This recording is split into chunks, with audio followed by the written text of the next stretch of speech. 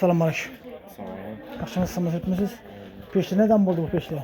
pişemiz 70'likləri 750'dən bulutdu. 70'likleri 750'den bul tuttu. Bu 65'liklərimizə isə 650 milyon.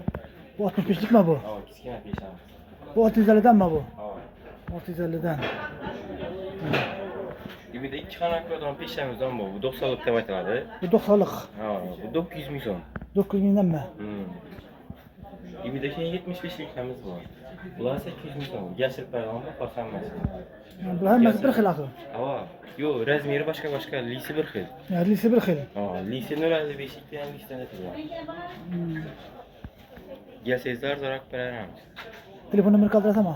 Aa, telefonumuz 95'ten 95'ten 967 967 1673. 1673. Telefonlaşıp, bağlanıp, gelip, gepleşip alarasılar. Birinin adresini. Biri adresi Hakta Bazarı. Hakta Bazar'dan doğru gidip biraz Birinci mes, ikinci diken. birinci mes, ikinci digan, un tamandan gidip biraz şöyle yine. Gelerseler, gepleşip alarasılar. Doğuş Hakta Bazar'dan gidip gelirseler yine. Kelmiş. Ondan ötüp gidip gelirseler, ikinci dikan, un koldan. Gelerseler şöyle. Yaxşı, sadansız versin.